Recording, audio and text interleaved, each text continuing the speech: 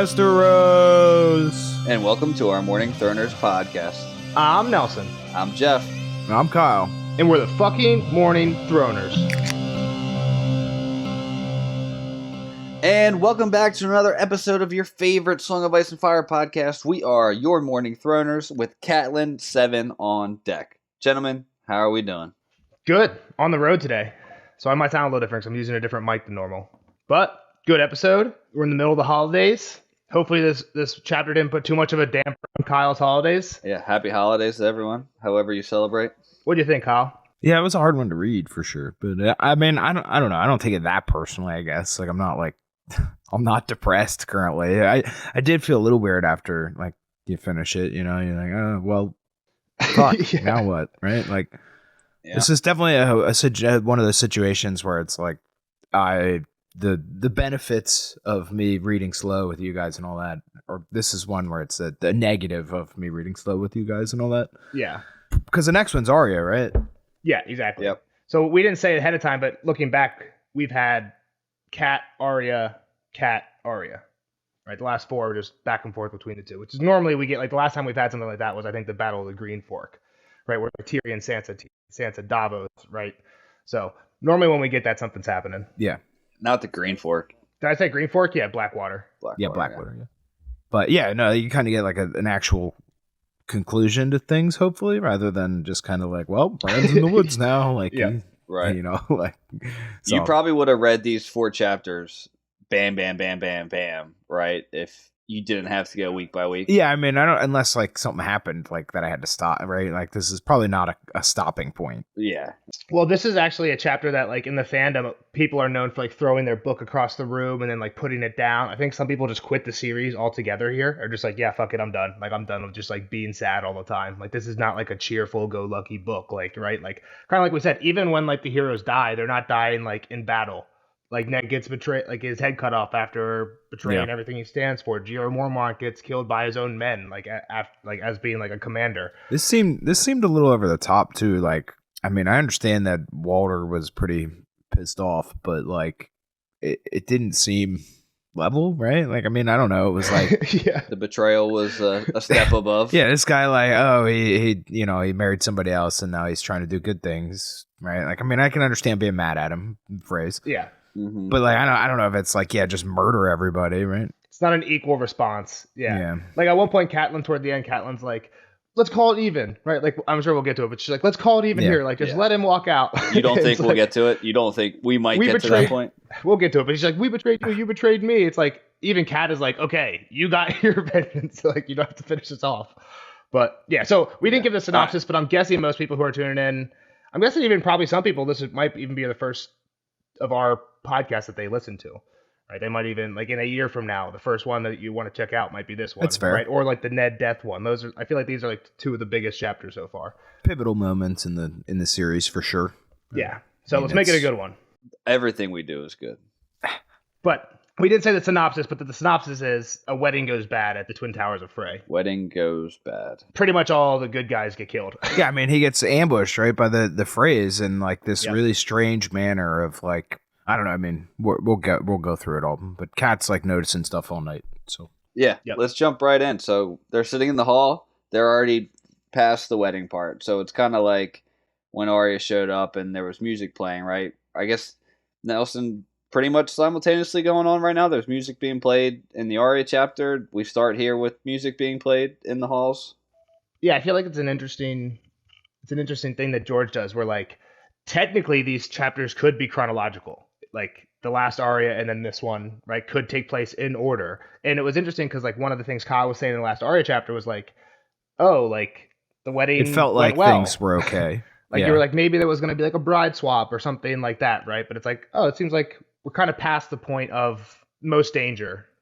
Yeah, I mean, it still sounded like a party. I mean, at the same time, though, with like the music and all that, like the stuff was there, right? Like, Yeah. I don't feel like it was that hidden, I guess. Science reporting and weird stuff. And Yeah. I would say the music, I think me and Nelson just have talked about it in the spoiler section enough that, like, them having bad music is the biggest tip, Nels. Yeah, I think it's a big point, right? And it's not even obvious at first in the way it's actually kind of done differently in the show. In the show, there's just like crossbowmen hiding up there with actual musicians. But like I think what Jeff and I were talking about in the spoiler section is like it seems like what they did is they like went to like all their archers and they were like, hey, any of you guys dabble with with a flute every once in a while? Like, just go up there and pretend to play these songs. Yeah. Well, you have Did to you have play like in some. Yeah, exactly. Did you play in high elementary school? Exactly that type of orchestra or something? Yeah. Were you in the 4th grade band with Jeff? Yeah, exactly. Yeah. So Kat mentions that like these musicians are bad. Arya, I think it's not as obvious because she's saying part of the reason they're bad is because she's hearing the music from both castles. Both towers right? are playing. And they're like kind of clashing with each other, which is funny because in this chapter, Kat's having the same thing. There's musicians playing in Great John half the chapters singing just different songs. Singing a different song. Yeah. It's a great strategy if you don't like the music being played. Yeah, just sing louder. So she's sitting in the hall, just, not admiring the awful music being played. She also states just how packed the hall is. Like, you can't stand up or drink a drink without bumping into somebody. Yeah, they're crammed in there on the benches. Northmen, Freymen, just kind of everybody. And then she's sitting between Raymond Frey and Bruce Bolton. Yep, and Ryman is the eldest son of Sir Stevron Frey, which makes him the heir, right? He was one of the people that came out to meet Kat last chapter. But, so I do have a question. So, like, I don't know if she mentions it just yet, because she talks about her head hurting a lot and then, like, being sick. Did we know she was sick? Is she sick? What's going on with her? I don't know if she mentions about being sick. She definitely mentions, like, her head hurts and she's just in a bad mood, but that's kind of like how Kat is, right? Like, she's always in a bad mood. Yeah, well, there's a point, and we'll get to the exact words coming up, where I thought she said she had something, so I don't know. But maybe she was just riding through the rain, so very... Yeah. And it might just be because of the food they're eating. Because... Yeah, that doesn't sound very appetizing either. Yeah. So actually before that, I think this is a cool part, right? And we didn't mention it, but later on, Roose gets involved on the bad guy side, right? It's not obvious. I don't think it's a spoiler, but it happens, right? The guy that actually stabs Robb at the end is wearing a pink cloak for sure. with red drops. No, I mean, you could definitely tell it was a Bolton. That was my guess, at least. And he says Jaime Black Lannister pink. sends his regards, which I think is what points to He was it being the only Roose one that was himself, with him. right? Even if it wasn't Roose himself, Roose is clearly culpable if his Bolton men are being engaged. But I think it's what happened with that whole? him. Well, let's get there. Yeah, We'll get there. That's probably. But the reason I bring that up here is because he's involved, and what Kat says is she's sitting next to Ryman, who's the heir to the Freys, and Roose, who are like, these guys have to be pretty highly involved in this plot that's going on. And he's like, this guy stinks, and Roose smells sweeter, but still it's not as foul. Which is like, the Freys are giving off bad vibes. Roose is giving off pretty good vibes, like he's our guy, but there's still something off about it, right? Like she's doing it with like there's a lot of symbolism in this chapter. I feel like that's like a smell symbolism. Yeah. And I mean, when you think about it, Ryman's the one that breaks down the doors with like the final onslaught, right? And Roose is the one that drives the last big stake in the. I didn't think about that, but then Roose is probably the one doing that because she says, right, so because right at the end, Ryman comes in and then she sees a bunch of Northmen come in and she's like, for half a heartbeat, we're saved, right? To your point, that's probably Ryman and Roose like coming in together. Coming in at the same time. And those are the two people that she's sitting next to, the whole feast. Yep. Right, so. Yeah, I mean, they definitely had them. It was all strategically placed and stuff. And that was even, she gets to like noticing Roose isn't eating well and... Yep. Well, so the next thing is the food. Yeah. Well, the food's weird. And I think this is funny because in the last chapter, there's actually a quote, and I think Kat brings it up here, where she's like, or Robb's like, if he wants to serve me stewed maggots, I'll eat it happily. Yeah, crow covered in maggots. Yeah, he says it again. Twice over, he'll have it again, too. And here, what the food is a thin leek soup, green bean, onion, and beet salad, river pike poached in almond milk, mashed turnips that were cold before they got to the table, jellied calf's brain, Sounds like awful. a baby cow, and leche of stringy beef. I looked up what this is. It's like a jelly meat. They like take like parts of like undesirable meat and like kind of make a jelly log out of it. Like they actually use gelatin to like solidify, and then like you slice that up. Not and, like, fit for a king, that's for make sure. Make sandwiches for it. Yeah, like it was funny because in the last chapter, Sandor's like, I have salt pork. I was gonna say, the pork could have went in there. Yeah, yeah, these guys would be happy for some salt pork and pig's feet. Pig's feet. I'd love some jerky pork at this point, and pig's feet. Versus jellied calf's brain. Yep. All right. Yeah. So the food's bad. She's not really feeling it. Roose is kind of picking. Ryman's just getting super drunk. Yep. I think it's one of the things that she points out a lot is Rosalind. Right. She, and kind of like Kyle said, Kat is kind of making excuses, I think, to herself here. She's like, oh, Rosalind does not look happy up there. But she's like, it is her wedding day. She's probably a little nervous. Like, It's afraid of the only bedding. proper. And then she thinks about the bedding, Well, exactly.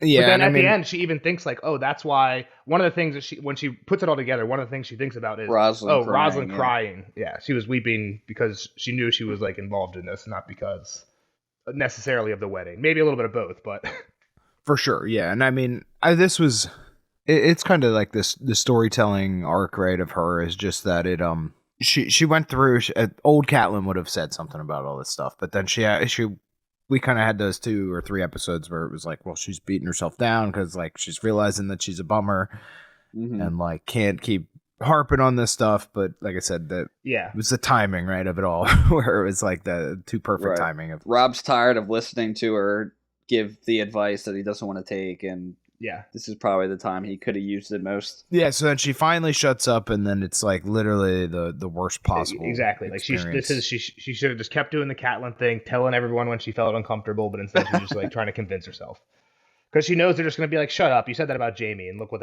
happened there." So yeah. Speaking of the food though, too, Rob was eating with no complaints. Rob just seemed to be chilling at the table, eating all of the food. So he did what he said. And they mentioned that he was seated between Alex Frey and Fairwalda, who were like 2 of the more nubile Freys. I looked up nubile. Do you guys know what that means? I didn't know what this meant. I thought it meant like young. Young? It's not really what it means. Innocent? That's what I thought. It's like the opposite. Isn't it like able? Old? It said like sexually mature. I thought it was like young, but it said like sexually mature. So I'm guessing like 2 of the better looking phrases. I don't know I don't know. Well, yeah. I'm trying to think of what Fat Wada says about the one girl. Was that Fairwalda? Or yep, exactly. So she's 19. 19. So yeah. So I don't know if that means they're on the back 9 in this time, or if they're still. I feel like that's pretty prime time.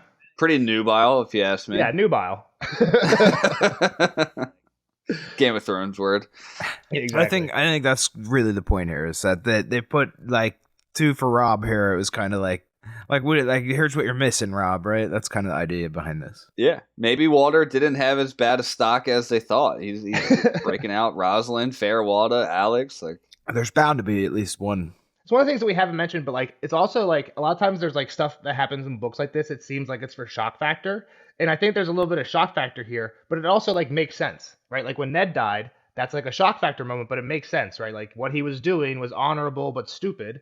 Rob fucked up. He broke his vow. Things were not happy, and he was but that is not like again. I'm not saying equal. It's an equal response. Death sentence. It's such a weird murder. Yeah, like to just plan this crazy murder over this. I agree. Well, it seems like such an overreaction. There you go. That's the summation. I agree. It's an overreaction, but it's not out of nowhere, right? I mean, it seems to be to me because this does not seem like a Walter Frey kind of situation either. Well, let's keep.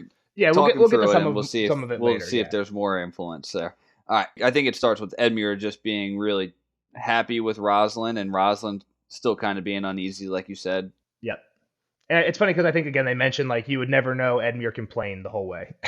Really, he's very happy. I think they talked about it a little bit in the end of the last Cat one, but like he's had a total 180.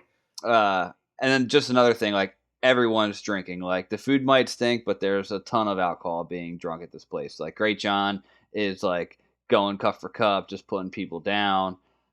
People are passing out, playing drinking games and whatnot. So, and one of the predictions I want to get for Kyle kind of involves that because they mentioned that they even had a lot of alcohol in the camps, and we saw in the last chapter everyone was partying in the camps, right? But Kat says at one point, like towards the end when the music silences, she hears battle going on. So I like kind of want to see. I wonder what your predictions are for the next chapter, right? Like we saw what's happening in the room with Kat. What's happening outside this room? Yeah. But still, like, at the twins, you know? And we don't have to get it now. We need some time to think on it. But, yeah, is the next thing to list the names? Yep, Rob danced with everybody, so rattle them off. Fairwalda, Alex Frey, Rosalind Frey, the 8th Lady Frey, who's Joyista Frey, previously Earnford, Amy Frey, who is the previously married. I think her husband died, so she's like a widow. Fatwalda, Sarah Frey, and Sarah Frey, who are the 2 pimply twins.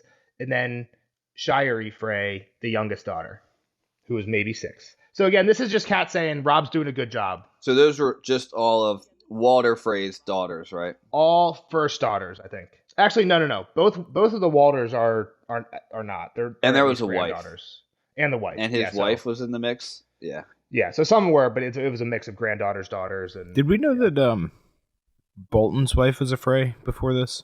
We had heard I in one of believe the it was Arya mentioned. chapters that as part of Okay. like the Rob thing, there was a Frey marriage, and that there was like letters going back and forth between Roose and his wife at the Twins, which again, probably looking in hindsight, there were probably a little bit of conversations about this, right? I don't, unless Roose set it all up the Something, day yeah. they showed up. But yeah, I think this is where we kind of learn more about that, right? And it's funny because his wife is Fat Walda, and she's proud of being fat. It like worked For out the first time. For the first time. well, one of those things where, like, in the olden times, like in medievally times, like in Rome, wasn't like being fat like actually like more attractive because it proved you were wealthy. I've heard Well, that. it I don't know showed if that it's you were true. wealthy, yeah. It showed that you were Yeah. wealthy and that you could eat and have like pleasantries, have like you weren't spend your day working in the the field. fields or laundry and you were sitting around eating food. It's laying around. Yeah, exactly. Not having to move, be muscly. But like, it's one of those things where, like, is that true? Were But it's people actually also- more sexually attracted Yeah, to for like sure. fat people back then? I feel like it's Yeah, not I enough think time if for you that to look be at- like a change in. Well, I think if you go back and look at art from those time periods, you'll see that That's true. what was being like painted from the female physique was bustier and hippier. Maybe not obese, but more curvy. Yeah, and if we think back to Kat seeing Rosalind when Edmure met him, Well, like she was yeah. like, "What do you mean? There's not enough boob for the baby there, and not enough hips for childbearing." Exactly. Yeah. So, So Nelson, you asked the best questions.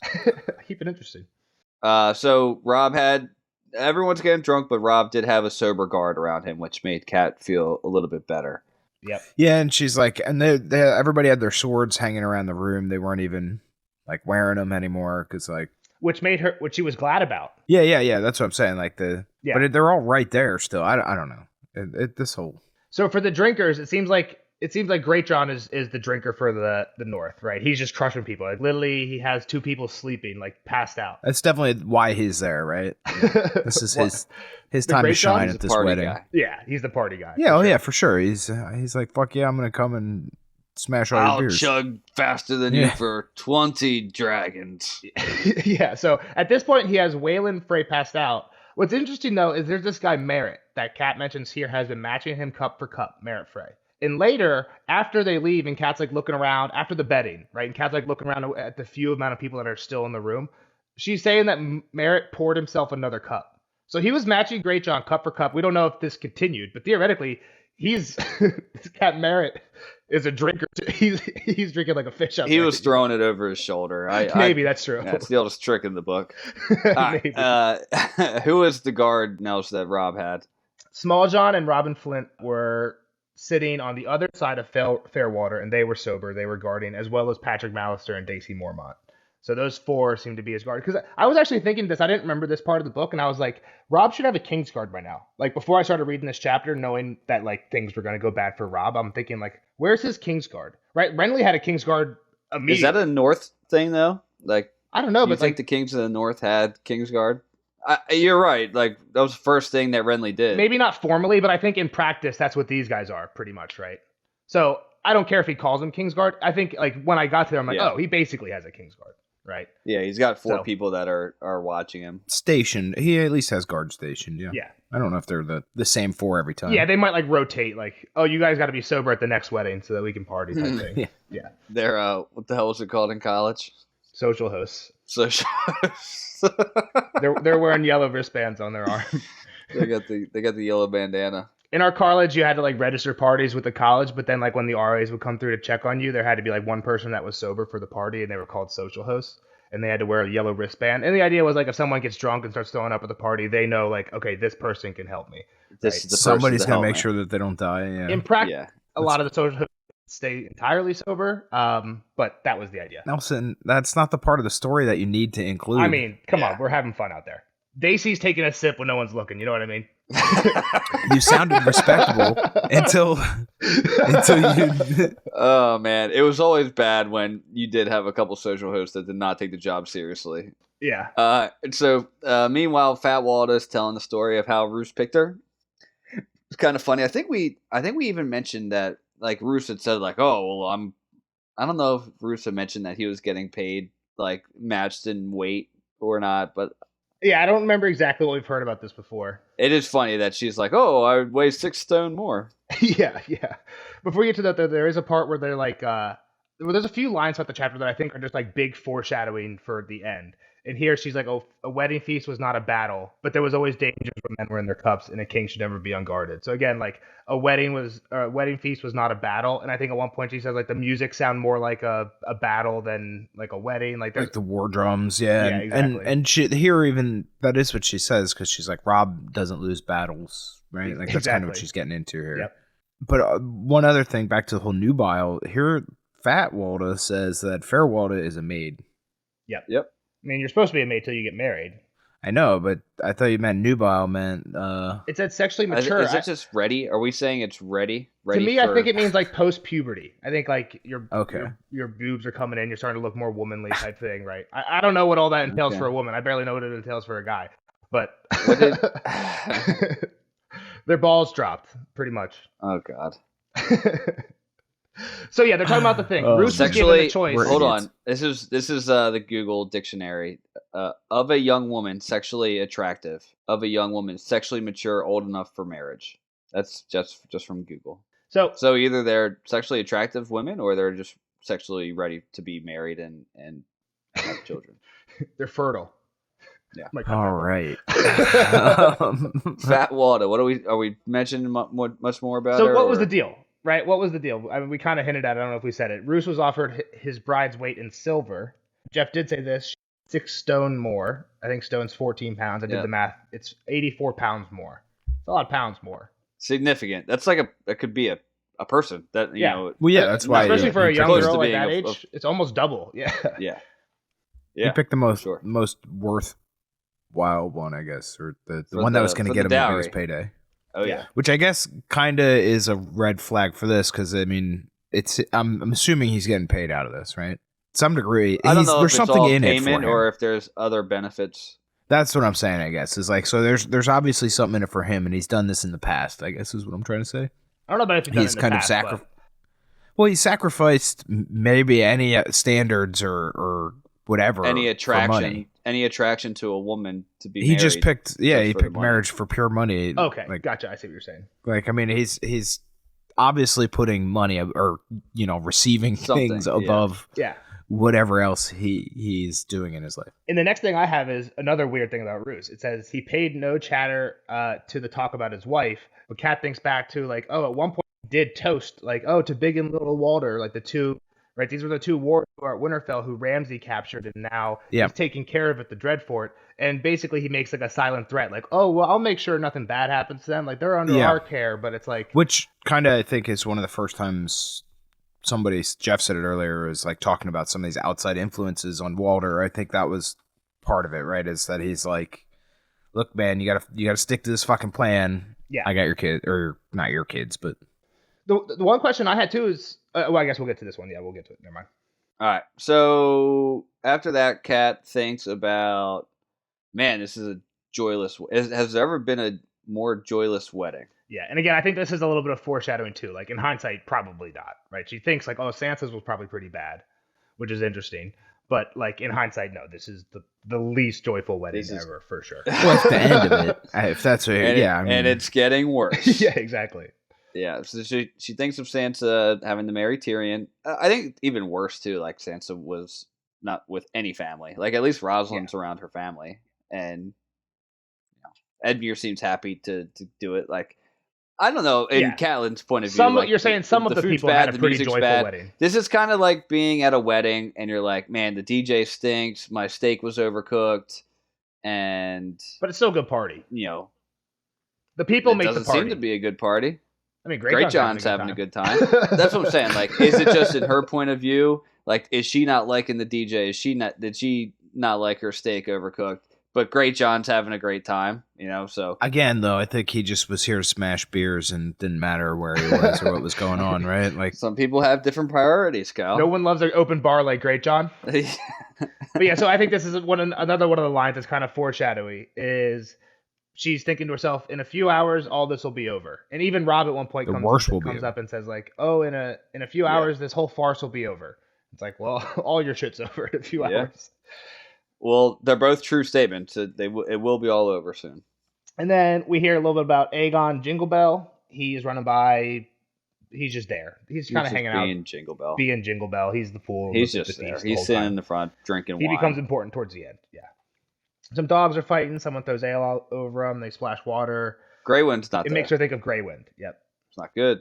Yeah, Walter wouldn't let him in because he didn't want to have any foul creatures in the wedding near all these women and children. I do get. I mean, obviously there's a point. I mean, Walter knew what was going on. Otherwise, right? Like, I mean, I feel like absolutely. That's kind of a fucked up thing to say. But Walter has a point too. Like, look, he just almost knocked off my son, right? He did knock my son off. Was that the heir or? It was the heir's son. Like, he could have killed him. So second in line or maybe third because he had all his sons with him. But yeah, people do die from falling off horses or that's what he says. Get like seriously injured. For sure. So like super dangerous. And this hall is already packed with people. I don't know why would they have two dogs running around the Great Hall that they could even fight over jellied calves? Yeah, that was kind of the question. A question too. Yeah. Well, it seems like I think John mentions that like at the Winterfell feast when I'm talking way early Game of Thrones now, when Robert Baratheon came to visit early Game of Thrones, he's saying there's like dogs and like Ghost is like just bossing, bitching all the dogs in the hall who are like fighting over those bone scraps and stuff. You got to have your dogs hanging out. You know what I mean? No, put them in the kennel. Put the dogs in the kennel. These aren't their pets. These are like hunting. Yeah, these are just like street dogs. Right, that's a. They're more like hunting tools than they are pets. That's a fair point, Joe. One line that Walter said was, "You could have your wedding or your wolf." Yep. And this is where Rob was like, Kat thinks, Rob was pissed about that, but he like took it like kind of with courtesy. Super angry. And she thinks back to I'll eat the stewed crows smothered in maggots. And yeah, by now the next fray, Peter Pimple, who's the one that fell off the horse, he is now passed out as well from drinking with Great John. But he was a lot smaller, so Kat didn't think it was crazy. And then this is when Great John starts singing. So he's singing The Bear and the Maiden Fair as the players are playing Flowers of Spring. And, so we got clashing music inside this hall. She also mentions the clashing music from the Bastard Feast, which is in the other side of the twins. Right before she talks about the Bastard Feast, Roose mumbles something that you can't hear, and then he excuses himself to go find a privy. Potty. But he doesn't come back till he's geared up. So yeah, I do wonder if the music is a key. Like it's like, hey, that like, you're supposed to leave at this song. You leave at this song. You come back in at this song, right? It's probably. Well, I mean, it definitely switches at the end to a very foreshadowy one. Yeah, but for sure. Yeah, I think that's a good point, Nels. I think you're. But like, he gets up and leaves right now. This song starts playing. It's like, all right, fuck, I gotta go. And I think when Ryman gets up, it might be the same. I think so too, but I don't remember. We'll get there. Yeah. Yeah. All right. So yeah, Bastard Feast, and then she also mentions that they had plenty of alcohol for the men to drink at the tents. So which we saw evidence of. She's also curious if she's seen a lot of people leaving and kind of going, maybe just leaving, wondering if they're going over to check if the Bastard Feast is a better one, or if they're even getting out to the tents. Again, I think this might be her trying to like tell herself, like calm herself down. Like, why are the Freys like getting up and leaving one by one? It's like, they're probably just looking around, going to the other parties. Yeah. Which I could see that if it was a normal deal. Like, all right, this party sucks. I'm going to that party. For sure. Yeah. I mean, the Bastards definitely had more fun. Well, no, it's a lot of Freys over there too. Like, it's a lot of these guys' brothers and cousins, and they called it the Bastard Feast because that's where Walter had sent the baseborn. He only let highborns trueborns at this feat, but it was also like just like the lesser lords, right? So like lesser lords and knights and stuff. I mean, it's still a lot of their Bastards. friends. I Exactly. guess is what I'm saying. Like, yeah. So Rob comes over and sits down in Roose's empty seat, and he's like, "Hey, Black Walter, who's normally like a total dick, is actually kind of nice. Being nice today." And Edmure seems happy. Like, he's like, everything's going pretty well. And he asks Ryman, it's like, "Hey, where's Oliver? I wanted to ask him if he'd be my squire again, because he was the Rob squire before everything happened." And he's like, "Oh, he's away. He's out on duty." Which we heard this from another Frey last chapter, Perwyn Frey, who's the Frey who accompanied Kat the whole way down to see Renly and back. So the Freys that were very close to the Kat and Rob are like, "Hey, why don't you guys run down to River Run and get a gallon of milk or something?" Yeah, just be gone. That's funny. Yeah, make yourselves scarce. Yeah. I mean, this was definitely one of those weird things. I didn't remember the Perwyn one though. Like, this was definitely like, this is bullshit, right? Like it was very obviously a bullshit answer. Yeah. I wouldn't have remembered either unless Nelson had. If Nelson didn't remind me of Perwin, I was like, "Who the fuck's Perwin Frey?" Like that's the problem. One, there's just too many names in this whole book. But when you think about the phrase too, like when Ryman's the one that bounced in the door, I had to like go back and check to see if that was the one that was sitting next to Cat. Like there's just too many of them. And it's weird because like yes, those two make sense. Like why you would send those two away. But we also like the next thing we hear is the songs change again. Great John starts singing Lusty Lad while the musicians play a song called Iron Lances. And Cat asks Ryman if he didn't have a cousin that was a singer. And he's like, yeah, it was this person, Alexander Frey, but he's away too. Right? When Cat's like, oh, is he here? He's like, no, he's away too. But like, we've never heard of this guy. Like, this guy has no relation. Like, this is literally the first time he's mentioned in my notes. So it's like, why are the two of the Freys who are probably like the most connected to the Freys? It makes sense why they were, or to the Starks. It makes sense why they were sent away. Why the fuck was this guy we've never heard of sent away? You know what I mean? And it makes me wonder if like he's gonna come up later and be like, you know what? I'd never met you guys, but I liked you from a distance or something, something like that. I honestly don't remember, but it's like I don't know why else he would be bundled in with them. Cat even thinks of it later. I just think maybe like some of the less inclined to go along with the plans weren't included, right? Like I think is probably because like this isn't just like either you're friends with them or not. It's like either you're friends with them or you're willing to murder all of them. That's true. Yeah. While they're at you don't have party. to be friends with them to not want to murder a group of people. Or the only other thing I could think of is maybe they picked a handful of guys that maybe were otherwise like on board, but just to make it to lessen the red flag of wait, the people that were cool with us aren't here. I guess, but like that you would expect to be like, oh, we sent this group off to do something. Well, they couldn't have the good musicians all the people you like here. and some people you don't like. Right, that's another thing. Is maybe that guy just would have been up in the gallery, and that's why he would have been singing too good. Yeah, they replaced him with someone who knows how to shoot a crossbow. All right. Rob asked to dance with Kat. She declines. Last thing on her mind is to dance. He gets up and starts dancing with Daisy, who's looking pretty good for a Mormont warrior lady. Yep. And again, like you said, Jeff, right after the songs change, Kat asks Ryman about the singer cousin, and then Ryman excuses himself and he leaves. Right. So again, he leaves right after the song change. So again, I don't know if it really matters, but it's one of the things where I take confirmed it or not. As the other thing is some of the songs are weird. It's queued up. Again, we've never heard this song, Iron Lances, but it sounds like a war song, not that something you play at like a wedding song. Not a wedding song. Doesn't sound like a wedding song. Iron Lances means get the armored guys ready to go at the front door. Yeah. Operation Iron Lance. Exactly. So some of the other things Kat sees besides Rob dancing is Edmure's kissing Rosalind, Mark Piper's doing a drinking game with Sir Danwell Frey, Lothar Frey is talking with Sir Hosting Frey. There's some guy juggling daggers for some girls. Jingle Bells sitting on the floor sucking wine off his fingers. And they start serving the most appetizing dish all night. A nice, juicy pink lamb. And again, I think this is a little symbolism, like lamb to the slaughter type thing. Maybe I'm reading too far into that, but it's like, I think Wendell even gets killed with like a lamb chop. With the lamb leg. Yeah. Whole lamb leg. And he starts to fight, I think, or wants to fight. He's still holding on to that thing. He really liked that lamb. Yeah, somebody hit somebody with a lamb leg. Yeah. But yeah, to your point, Jeff, Daisy, I think Kat said before, Mormonts, just find yourself a Mormont girl. Mormonts, get yourself that can do both. Great stock, yeah. Yeah, they're fighters. Yeah. Jack of all trades. Mormont in the streets and a Mormont in the sheets. You know what I mean? They do it all. Kat's gonna remarry a Mormont, I think.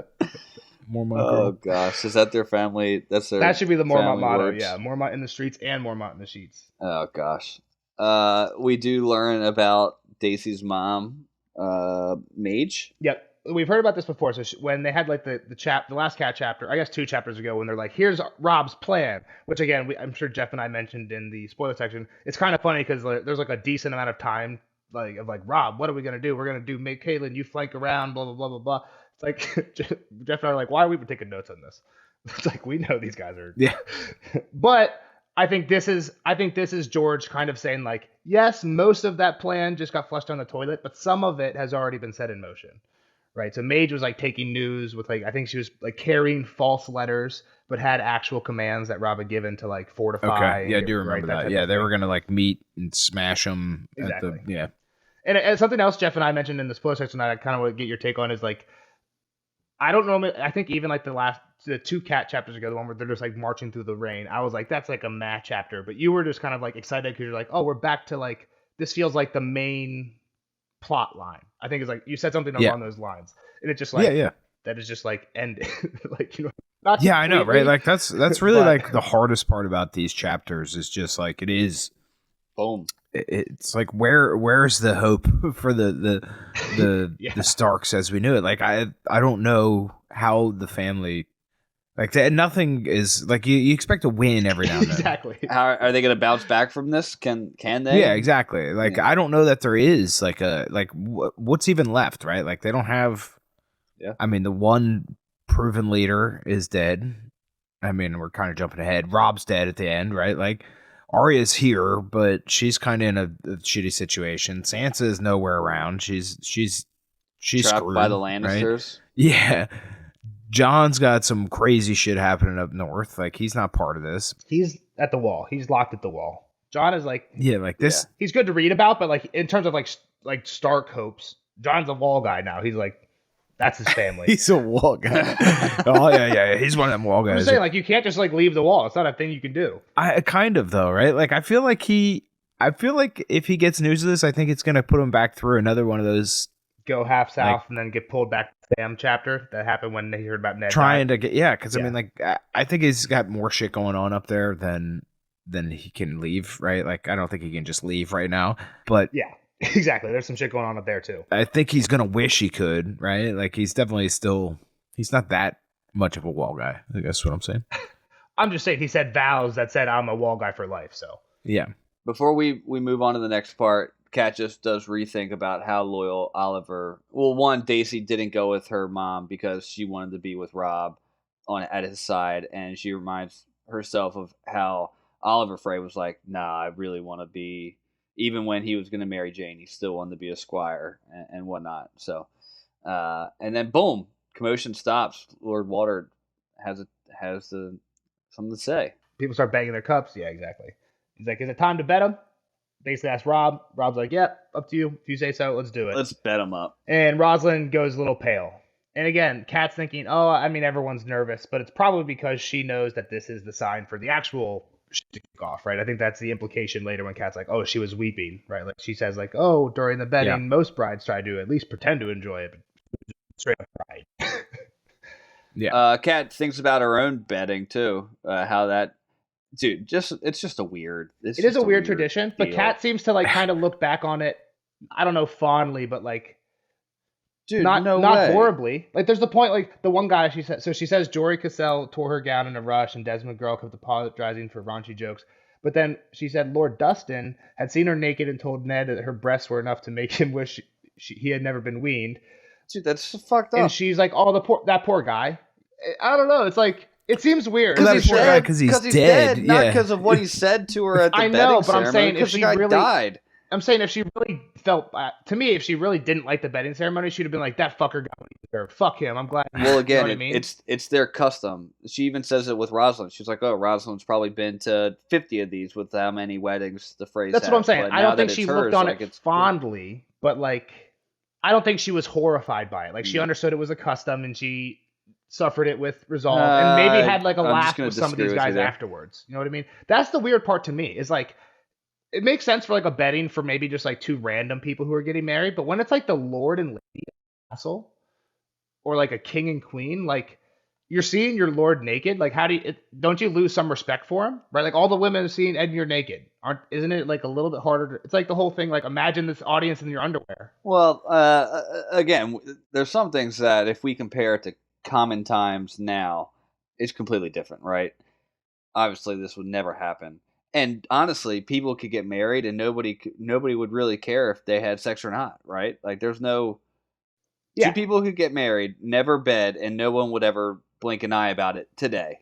Yeah, that's true. Where like they're only doing it to make sure that this thing is Because solidified. consummation is part of like a marriage isn't final until it's consummated. So that's why this is like a thing there. Yeah, exactly. right. But it's still raunchy, and I think it's like a It's so Well, I strange think that like it's gone from confirming consummation, I think, probably like at the beginning of like the first idea of like, all right, we have to watch them bed, right, to make sure this thing happened. And it turned into this thing, and you'll see where they start making fun of his dick, right? And you're like, oh, I heard he's got a trout between his legs. Like, Yeah, exactly. It's turned into this thing where it's now a raunchy, like, rip her dress off, like, let's get it done type of thing, versus like what its original purpose was. Hey, it's time to go strip the clothes off my brother while he's going to go bang his new wife. That's what's expected of Catelyn right here. She's essentially even says like, man, I'm kind of breaking tradition by not being part of this. And Rob's really breaking tradition by not being part of this. But that's a Game of Thrones thing. Game of Thrones is just incest all over the place, right? It's Game of Thrones. And again, so I want to make it clear, man. I'm not saying I think that this is something that the bride should be enjoying. I think anybody in this situation would be like, this is pretty horrifying, traumatic. I don't want to go through this. I'm just saying, like even Kat says, like most brides try and enjoy it and like at least throw some jokes try back to have or a smile joke. through Try it. to throw a joke, yeah. Right. And I bet you there are brides who behave like Rosalind's behaving, even when there's not a murder about to happen, right? There are brides who are just like, this is horrible. I don't want to do this, right? Like shy girls probably hate this, but like, I don't know if you're, I'm saying about like Kat looked back on this dude, Lord Dustin, like not like a creep or like, wow, what a perv for making a comment about my boobs. He was just like a friend of Ned's who was taking You're part really in a going custom. through great lengths to justify this Dustin guy and her I'm having just a good wondering. relationship. I kind of want to hear like if people have opposite takes, but I don't know. I don't think she. I think at the time she was like, "Wow, Lord Dustin, that's really fucking weird thing to say to me right now." But you did die, so I'll put that aside because you're dead. You think and so? You died for my husband. You think? Yes, that's exactly what I think. Okay, maybe I have a bad take on this then, because like here she seems like like you said, the jokes about him having a trout for a cock and oh, the Freys have 2 gates instead of 1. But she, like, Alex Frey, like, somebody yells out at a Frey girl, and a Frey shouts back, yeah, but they're both locked for you, right? Like, I don't take it as, like, oh, that guy's a creep for making a joke about my privates. You know what I mean? Yeah, but that's not the person that's getting stripped down. I understand These are people that are not being the betters, but partaking in the betting ceremony. Yeah, I got you. And I think everybody knows where everybody stands on this. Tell me I'm a creep or whatever in the comments if I am. But the one thing he's just trying to drive engagement. He's purposely taking bad. The one thing I want to point out though that I don't like is in the show, Jeff, Kat does not respond like this. Do you remember what Kat says in the show about her own betting? It's in this scene. Someone's talking about like all the bettings. The betting's like a weird custom, and Kat's like, Ned forbade my betting. Like we didn't have one. Ned said no, that's not happening. Yeah, right. Which I feel like is, I get it. They're trying to make Ned be like, I'm super noble and everything. Like, I'm here for my woman. It kind of makes every other man who doesn't do that look like a huge dickhead, right? It makes it look optional.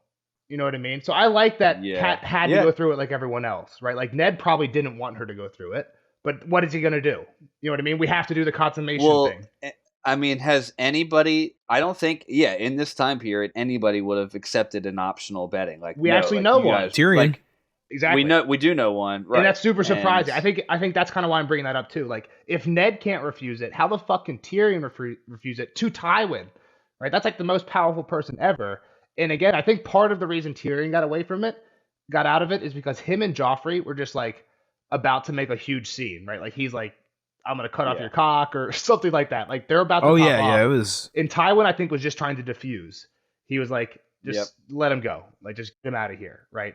So I don't know. I mean, it was the first thing he brought up the next time, right? So he's like, I'm not gonna let you slide on this thing, like bed your wife type of thing. And I guess to the whole consummation thing before, I know we're lingering on this a long time, but like clearly it's important because Tyrion is having like kind of not a fiasco, but like he, like you said, his daddy's pissed at him because there's no proof of consummation. He's like, we need this. This is a requirement of the marriage. Like you have to do this. Yeah. Well, does Tyrion know about Winterfell? What do you mean about Winterfell? Like the status of Winterfell currently? Because then maybe, or Tywin, or whoever, I don't remember what I said, if I said Tyrion or Tywin, but maybe not that it's been burned, but that it was taken over by Theon. They definitely knew that Bran and Rickon died. I remember that news getting to, I mean, they're not dead, but that news got to Winterfell. I feel like that has to be the news, like around the realm, right? It's like Winterfell is in shambles because like the wall knows. If Rob knows and he's been marching around in the woods then I'm guessing King's Landing, the capital, knows. So yeah, I think it's a fair assumption. Yeah, Tywin would know. So like maybe that's why he's like not pushing it so hard because like like that once great prize of like you get Winterfell is like this I mean you get claim to the north, yeah, but like there's no actual Winterfell, so I don't know. Maybe it kind of dropped on the priority list. That is a weird thing. Let us know what you think about that because I think it's weird that in the show she claims that Ned refused because I didn't think about that till we were talking about it. That Tyrion actually got away. Well, that's just Dan and Dan for we kind of forgot that it was really important for. All right. Again, going back to Dustin, what she thinks about is how many of the people with Rob right now will be dead in a year. That was kind of the whole tie back into Dustin. That was one of the quotes I had for foreshadowing. Exactly. Yeah. How many men here tonight? They'll be dead in a night. Most of them will be dead in a night. They're all half, right? Not the phrase, but the other ones. Yeah. I know you love Sir George Railroad Martin, but sometimes he does lay it on a little thick, huh?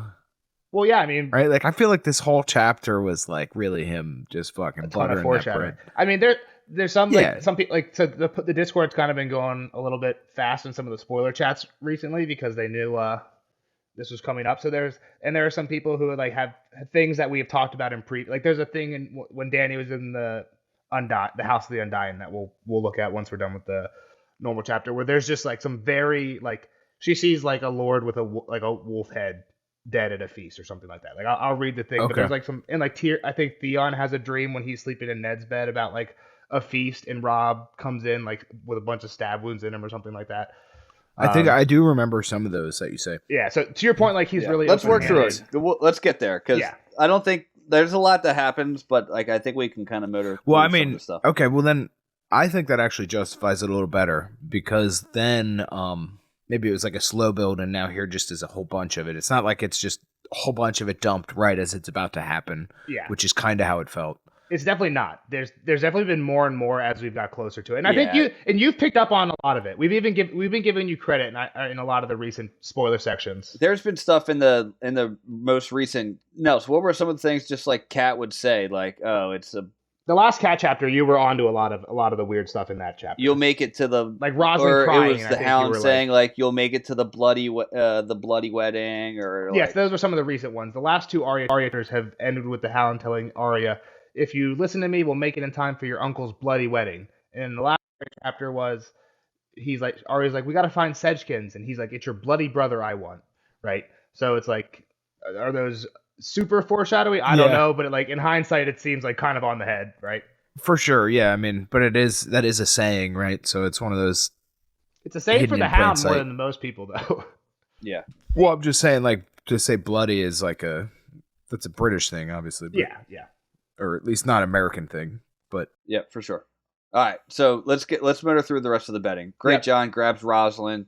Before that, though, they switched songs. The queen took off her sandal and the king took off his crown. And Kat mentions, like, as they go through this song, we don't hear any lyrics, but, like, the king and queen are getting more and more naked. So they're getting more and more naked. Yeah. So Great John grabs Rosalind. Upstairs they go. She, as we mentioned, she didn't want to go, but Rob should have gone, and he stayed. So I think this is kind of interesting because a lot of people are not in the room. Right? What happened? So, like, for example, let's talk about Great John because I think he's like one of the major characters who isn't in the room. Is he dead now?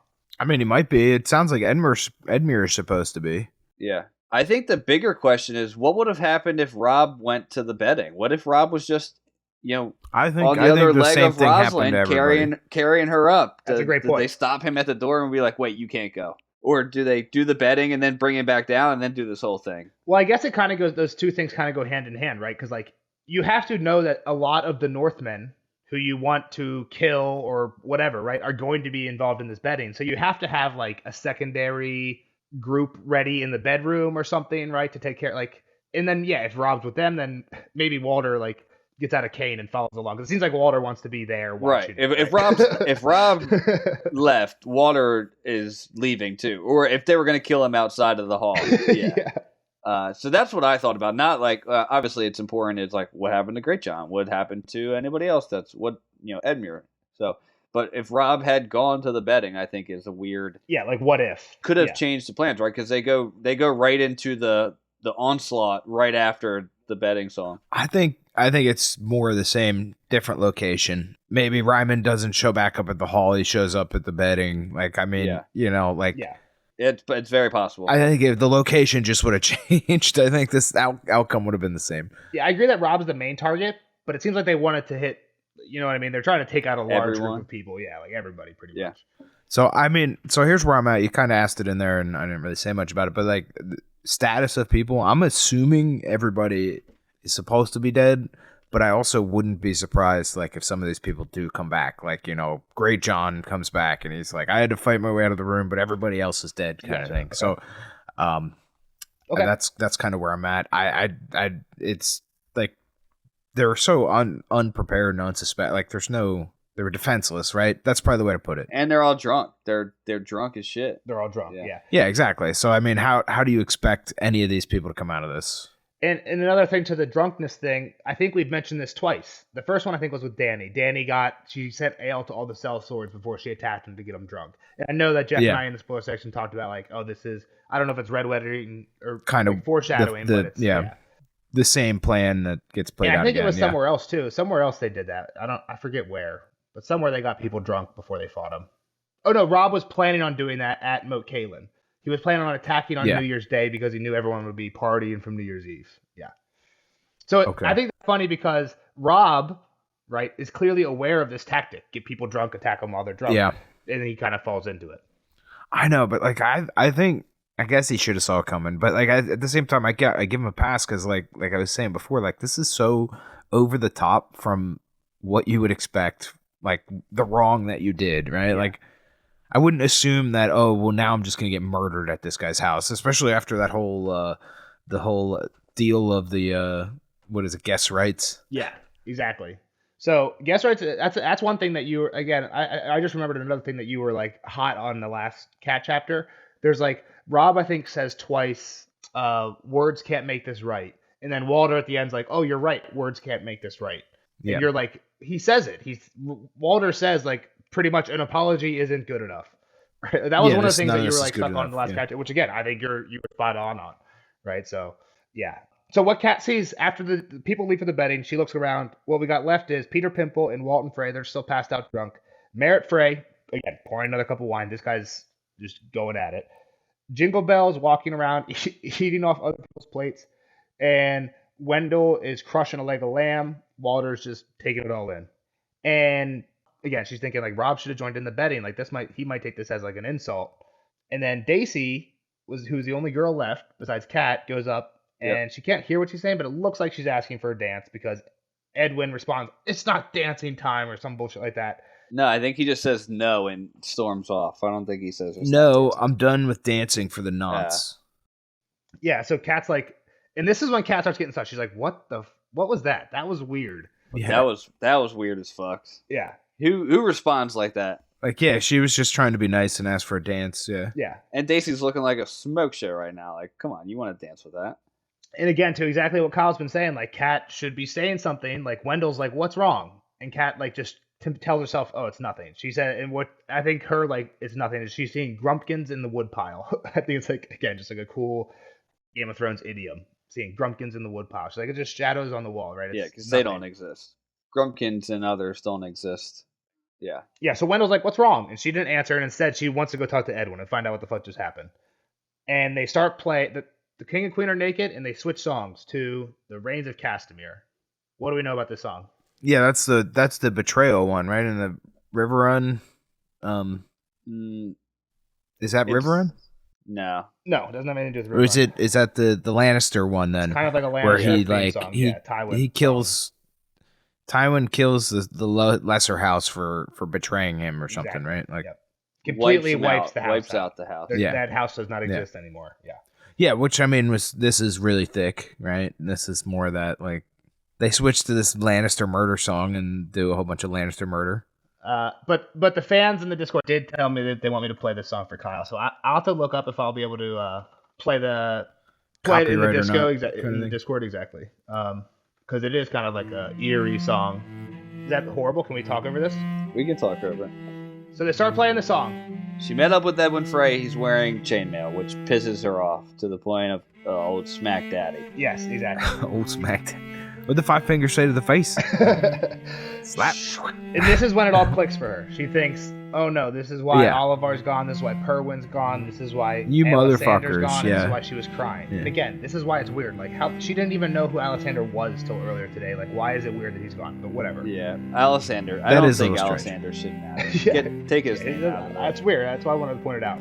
Well, I think maybe that's like all the good musicians absent. Well, the good people. Well, no, I mean he was a good musician, gotcha. so that's why like this band sucks so much. Like, this is the trap, right? I just wonder if he's included so that if we do see him in the future, we're supposed to assume like, oh, why wasn't this guy who know the Starks, who didn't like have any connection to them, why wasn't he there? Oh, maybe because he just didn't want to be involved in massacre. He's an okay guy. If he's not a good guy, it would have been cooler if he like popped out on top of the balcony and like sang the words to. Yes, exactly. Like, he was like the lead vocalist. His grand entrance. Yeah. All right, so she slaps him. Rob sees it and goes like, "Yo!" Oh, she gets pushed, right? He pushes her back. Yeah. He's like, "Yo, keep your hands off my mom." What was that? Yeah. And then pop, pop, pop. He gets 50 Cented in the middle of the street. He's just getting quarrel after quarrel. It is out of nowhere, right? This is where I want a lot of Kyle's like thoughts. Like, when Rob gets hit by that first quarrel, it's like out of nowhere, right? Like, something is sus, but I don't expect it to be like that sentence. Like, shit's now. All you hear is a thump. Yeah. I mean, exactly. Like, it is shocking and jarring, but it's like, I mean, like, I knew bad shit was gonna happen. Like I said, this still all seems very over the top. It was like, what?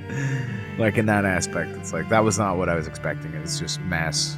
That's what kind of what Jeff and I were holding on to when we heard, like, when in the last cat chapter, when you were like, definitely like, there's something going on with these phrases. You were pointing out a lot of stuff that was sus. That was, and then in the last Arya chapter, there was a point where you're like, oh, so because at least the music's going on, like, it didn't go horrible. And you said something about like a bride swap. Yeah, it seemed like a party still. And we were like, so in the spoiler section for the last chapter, we're like, he definitely is sus on the phrase, and he thinks they're up to something because he was mentioning like a bride swap. But like, we don't think he thinks that they're going to do this because, like you're saying, it doesn't seem like an appropriate response. It's way over the top. They're not going to all die. Yeah, the level of force did not match the level of disrespect. Yeah, exactly.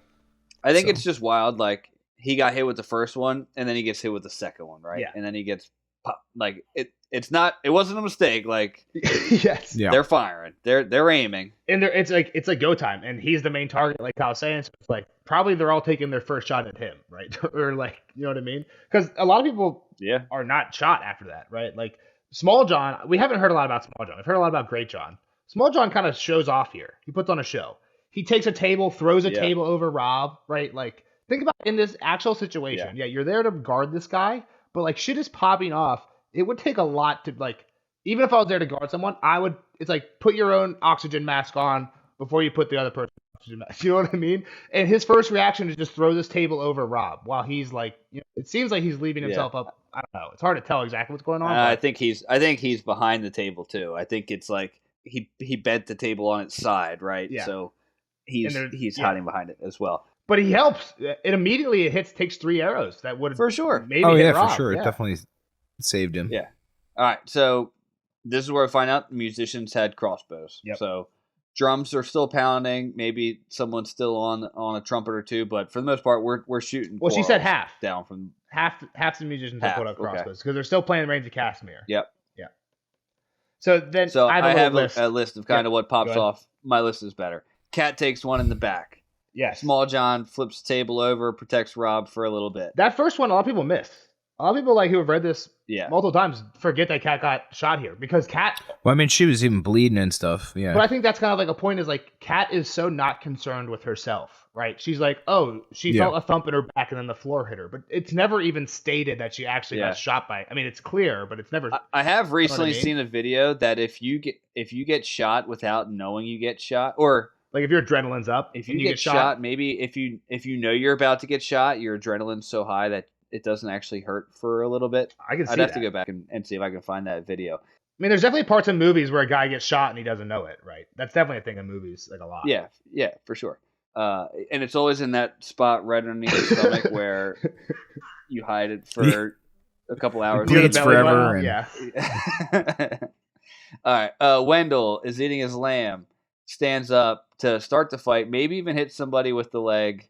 But as he's about to really start fighting, bam, right in the face, takes an arrow. He's actually not the person who hits somebody with a leg. And again, I like the Mandalays. I want to linger on them. They're just known as like the fat guys. And when Cat like does like a look around and like, oh, who's still here after after the betting? Wendell's there eating, right? This feels like me at a feast. It's like, oh, you can go take a look at that naked girl, or you could have the lamb chops. Like, I'm crushing some lamb chops. You know what I mean? Like, that's just Wendell. He's just the fat guy. And here he is. He's like, what's going on? I'm just having some lamb chop. Arrow through the mouth. Bam.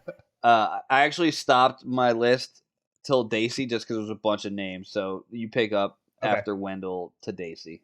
Okay, yeah. So, Small John smashed Raymond face with Lamb. So he's the one. Again, Small John popping off. He smashes him, and then he takes a crossbow bolt while trying to get to a sword when he realizes this Lamb isn't cutting it. But it seems like he doesn't die because later someone comes in and cuts his head off. So it seems like he took the crossbow and he's still up and about. Just drove him to his down knees, yeah, exactly. Yeah. So then we got Lucas Blackwood killed by Hostine Frey. An unknown Vance. Well, we also get another line from the Cashmere. It's in a coat of gold or red. A lion still has claws. Yeah. So we've heard all these lyrics before, so I didn't mention. I don't have any of those, but there was another quote from recent. I think it was last aria. Was that the river was roaring like a lion? Yep, exactly. Yeah, like under the sound of the music, the river was roaring like a lion's den or something like that. Yep. Okay. Yeah. All right. Back to it. An unknown Vance is killed by Lucas Blackwood. Lucas Blackwood killed by Hostine Frey. An unknown Vance is killed by Blackwater as he was fighting with Harry's High. He's hamstrung, but to me, like that guy's dead. If he's hamstrung, he's dead. Maybe not at that moment, but by the end. Should be. I'm giving it to Blackwater on the frag count. Donald Locke and Owen Norrie and half a dozen more were killed by crossbow bolts. Daisy Mormont escaped Bedfrey Frey by smashing him with a flagon of wine in the face, and she bolted for the door. But then Ryman Frey comes on knocking in. Yep, with some people. He's got like full a group plate of like 12 guys with him. Yeah, he's in full armor with long axes. Yeah, they're here to. This is like up. This is what is it? No Russian, man. It's kind of how it is. Exactly. That Call of Duty, infamous Call of Duty. Yeah. Exactly. If they made a Game of Thrones video game and you played for the phrase, you would be Ryman in this. So, Kat's looking around after Ryman comes in and sees that Northmen come in. Some furred up cats. Mercy. Yeah. For half a heartbeat, you thought they were saved or something. But then, like I said, Great John or Small John just takes Small John's head off. Just, two huge blows. Bam, bam, whop. And I like this little quote: "Hope blew out like a candle in a storm." Just that's it. After that, we're fucked. I mean, they were fucked before, but now like the candle in the wind. I was thinking that too, but it doesn't have the same type of vibe. That song. Yeah, it's true. All right, Kat sees a dagger chilling on the ground. She's like, "All right, fuck it. I got one last play. I'll kill Old Man Water." Which, I mean, I can understand at least Old Man Water, right? Like, her final play here is so fucked in itself. Oh yeah.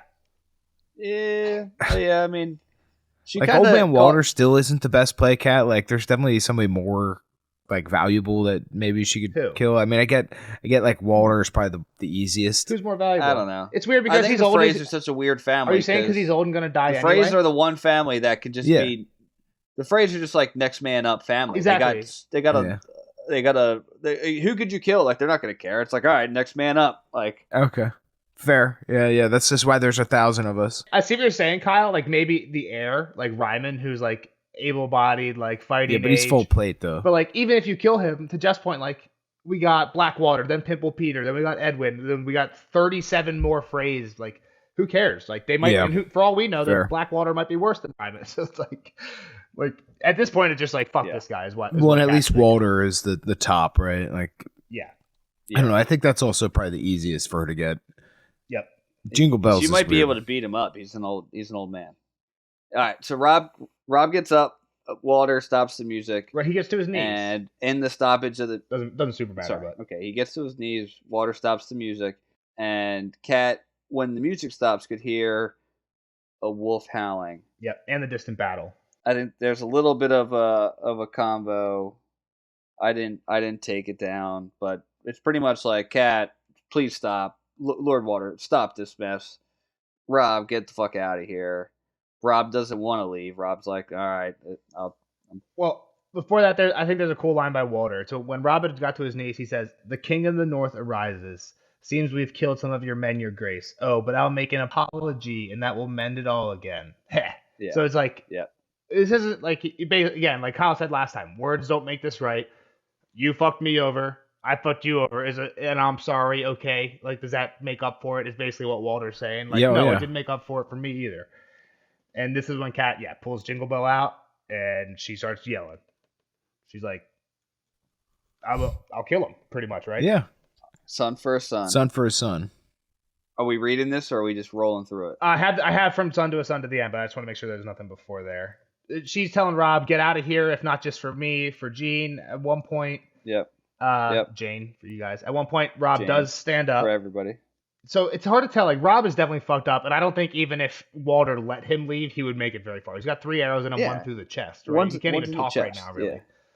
Yeah. But it's interesting. He's he says dying. Jean, Mother, Greywind, and it's like, what is he trying to say here? Jean, with a question mark. Mother, Greywind? Like, I don't know. He's just talking about all the people he cares about, right? Yeah. 3 things he cares about most, maybe? So, and she thinks that, like, at one point people are circling around her, and she thinks she had lived too long anyway. I don't care what they do to me. They can do whatever. I've lived too long. Ned is waiting. I like that line. Ned is waiting. She's like, look, take me as a prisoner. Like, let Rob go. You can have me, and you can kill me, rape me, do whatever you want with me. Let Rob go. And Lord War's like, why would I let him go? Yeah, like he's number one. Like, he's the reason that we're doing this. Yeah, like, no.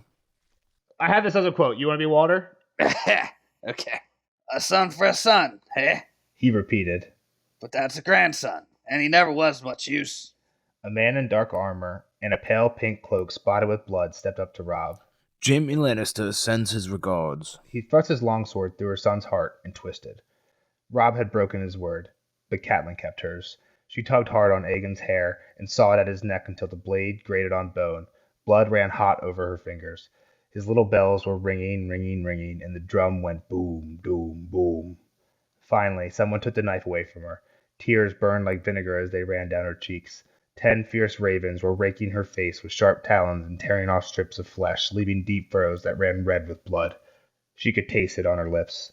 It hurt so much, she thought. Our children, Ned, all our sweet babes, Rickon, Bran, Arya, Sansa, Rob, please, Ned, please make it stop. Make it stop hurting. The white tears and the red ones ran together until her face was torn and tattered, the face that Ned had loved. Catelyn Stark raised her hands and watched the blood run down her long fingers, over her wrists, beneath the sleeves of her gown. Slow red worms crawled along her arms and under her clothes. It tickles. That made her laugh until she screamed. Mad, someone said. She's lost her wits. And someone else said, make an end.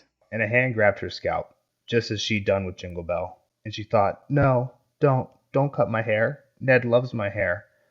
Then the steel was at her throat, and its bite was red and cold. End of the chapter. All right, so let's wrap this up. We're powering through it. It's a huge chapter. It's a long one, which it deservingly. It's a big fucking deal. Final thoughts, Kyle. It's obviously. Well, I don't have final thoughts yet. So I have a couple questions, right? So okay, all right. Bolton, what was? I forget the deal he made and why he made the deal. Well, I don't know if we know the deal. Okay. Nels, do we? We don't know his exact involvement. We know Roose is something that I think. I mean, you've asked about, but I don't think there's something you could. He did something with Jaime. Weren't him and Jaime just together or something? Yeah, I mean, he let Jaime go. That's a huge I know, but I forget flag. This has been a while. He kind of explains that away by just saying, I want to be on good terms with your father. Shit's going bad. Like, he kind of explains it away. In the moment, I don't think that's as weird. The weirdest thing for me, for Roose, is the Duskendale thing. He commanded some people to go to Duskendale, and they got shit on. And then when Rob's like, what happened to Duskendale? He's like, why would they go to Duskendale? Roose is like, yeah, I don't know. Mm-hmm. And like when Roose tells them to go to Duskendale, he tells them the king, Rob, has commanded you guys to go to Duskendale. And then Rob's like, so he did I just heard about this Duskendale stuff. Exactly. And he basically, so it seems like he basically sent the loyal men off to die. Okay. We hear when Roose is coming to the twins. Wendell. So he's been kind of planning this for a while, it seems, then. Okay. Yeah, well, I mean, since he let Jamie go, I would assume, right? The thing what's also weird is, I'm not actually sure about this. When he stabs Rob, he says, Jamie Lannister sends his regards, which implies to me that Jamie knew about this, but then I don't actually know. Like, why would Roose, like, What was the last thing that they said to each other? when Jamie leaves Roose, Jamie says to Roose, "Oh, give Rob Stark my regards." But that seems like something Jamie might just say, as in I like, know, but I think fuck you, that's I got away. You know what I mean? Like, Yeah, I don't know. I could see it either way. I could see him maybe knowing that shit was about to go down, or like Jamie just saying that because that's what he would say to anyone. yeah. I Like, think "Fuck you." I think that was pretty much it. Yeah, it's like fuck Rob Stark, but and then here it happened kind of thing, right? yeah. The one question I wanted to ask you, Kyle, was Greywind. Yeah. What's up with him? I mean, like you kind of said, like it seems like everyone's just dead. Is he just dead too? Like we heard him howling. That's kind of why I'm asking, because Kat says like when it did get quiet, she heard him howling. Yeah, and so like to me the distant battle, I didn't know that maybe that could be outside. I guess that would make sense. It could also be at the bedding, The other right? castle. Like, Could be the bedding. Could or be the other castle. Yeah, so I don't know like if Greywind is in immediate danger. I mean, I guess that would make for an interesting Arya chapter next if she's like in the middle of a big fight the whole chapter. So I mean, that's kind of the unfair It's also analysis. But like Well, I wanted to ask you about Arya too. Like, what's up with her? She's close by. well, yeah, exactly. I don't know how the Hound and her get through, like if it's melee outside as well. And I think I don't know. I mean, I guess that kind of makes sense with the like we made sure to get everybody drunk outside. Like if they're also doing similar out there and destroying the entire army. I mean, I guess some of Roose's guys were out there. I forget the tent she saw. She didn't see any of her own. Exactly. that's something I wanted to bring up. I don't know. I to mean, you, she's in a Kyle, really is that bad spot. But thankfully, like nobody knows who she is except for the Hound. I wanted to ask you, like, all right, so Roose is obviously involved. What would be his motivation to kill off Rob? Just the power, right? Like, I mean, Right. So if he's gonna take over, his standing, well, like with what just happened up north with his own, like his guys just wiped out Winterfell. Like his standing is pretty high right now in terms of like rank, and I think he saw an opportunity to leapfrog Rob. sure. So like the other thing too is like you don't want to kill everybody in the north, or like it's no. So do you feel like there's a weird? I mean, we'll see what happens there. Like, Well, that's the weird thing, right? Like, Yeah, you can't kill I the think- entire army. Yeah, that would not be good for you then. well, I think what you're saying, Kyle, is if the Starks are completely gone, then there's got to be a new leader of the North. If the Boltons are potentially going to take that spot, I think what Jeff is saying is, okay, yes, you've positioned yourself by getting rid of the Starks, but you're not going to hold that seat for long if you've made enemies of every other house in the North, right? So they're killing Yeah. Umbers, they're killing right everybody Yeah. in this at this thing. So like they're not going to be hanging out with you for very long. The one thing though, in the last Cat chapter, I know, Roose but does Bolton's say, weirdo. Like I don't know. yeah, but another one of the weird red flag Roose's red flags from the last Cat chapter is he's like, oh yeah, like Rob's like, who's with you? And he's like, oh, I got this many men. Some of them are Karstark, some of them are mostly my own men and Karstarks at this point. But we know like all the Karstarks left Rob, right? Like why did the Karstarks not also like leave Roose's army when Rob betrayed them, right? Like the Karstarks are pretty much not on the north side anymore. Yeah. Like it's he kind of just says like, oh, I held them close because they're of unloyal, like questionable loyalty. But it's like I'm guessing that Roose was just like, hey, Karstarks, You want to go kill him? I know you're mad. Just trust me. Hang out a little. you're bit, mad at right? him. Don't Like- be mad at me. Exactly. That's so- fair. Yeah. All right. What else did you have, Kyle? You had some questions or comments. I don't know, man. So like, I think Catelyn's still alive is what I think is gonna happen here, right? Like, I think the Hound has to save the day somehow. Is the only like way I can rectify all this in my head. And like, cause he's done with the Lannisters, right? So like, I think he's gonna see that's really the writing on the wall, and he's in the middle of it, and that was kind of what he was there for anyway. I don't know. I think I'm asking a lot of him having like a change of heart because this has all been about money for the whole time, not about doing right. And this, I guess, my theory would have him, picking the right thing to do, right? And like I said, trying to save Catelyn and get out of there with Arya and him. But So just to clarify, you don't think the the bite of steel on Kat's neck was that cold. I think she's stabbed. Yeah, I mean, I just don't think she's dead yet. And the Hound and Arya 2v2. Because I think it's purposefully left like that, right? Like that's like the whole reason that chapter ended like that is for this conversation. I mean, And, if it's like- Kat's POV and she did die, though, then where's it supposed to go? You know what I mean? Like we can't jump POVs mid-chapter to a different person after Kat's dead. But I know what you're saying. I agree with you. Like it's like if we didn't see them die, are they really dead? You know what I mean? Yeah, it's like, I mean, she's bleeding, right? Which is why, like, I think a lot of times when George shows a death, he shows it from somebody else. Like even Ned, right? Like I feel like the reason Ned didn't die from Ned's POV is because he didn't want people being like, "Is he really dead?" Right? Like if the chapter ended with like Joffrey yelling, "Bring me his head," and then it's like, and Ned shut his eyes and bowed his head. And then like, it's a people week wouldn't later. believe he was actually, you know what I mean? So like, I think that's part of why he also likes to show deaths from other people's POVs because it's very clear that they're actually dead. What are the 10 ravens that were scratching her face? What is that part? Yeah, was that real, Nelson? I wrote that down too. Did she claw her own face with her hands? Is that I don't think there are actual ravens. I think that's a possibility because then she says the red tears. Like she mixing with the scratched, white like she was ones. so distraught. She like scratched her own face, like open. It's weird because people call her mad, but to me it seems like that's because she starts laughing, right? Because she's like, it tickles. Yeah, for sure. Right, but she's saying like the tears, the wounds on her face is tickling and making her laugh. She also is holding up her hands. I was wondering if she clawed her own faces too, because like she says that like blood is running down her sleeves, which makes sense because she just cut someone's throat. And there's 10 of them. Holding his 10 hand and fingers. cutting his throat. But like, would your other like one hand would be very bloody, but would your other hand be bloody? So I was kind of thinking the same thing you like. Maybe she did claw her face. If that's why she's like holding up her hands and blood's running down both of them. I have no idea, But man. I don't think it's clear, right?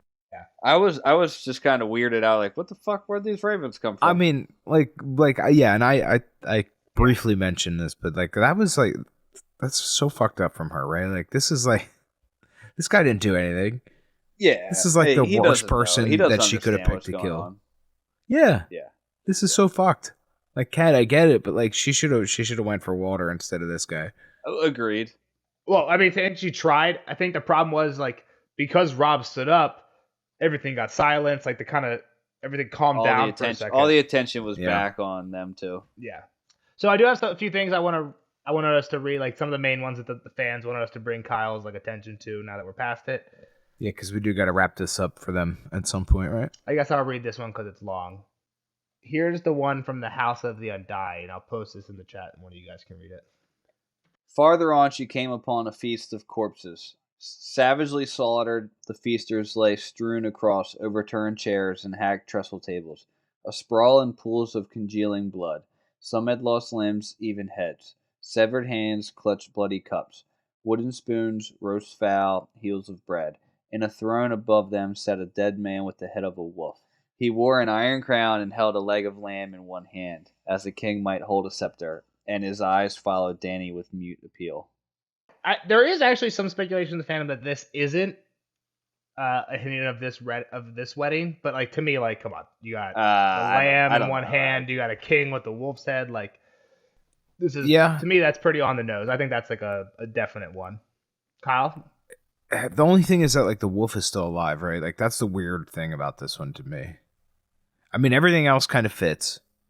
Yeah, I think it could just be symbolic to Rob, too, right? Like, yeah. Because he wears an iron crown.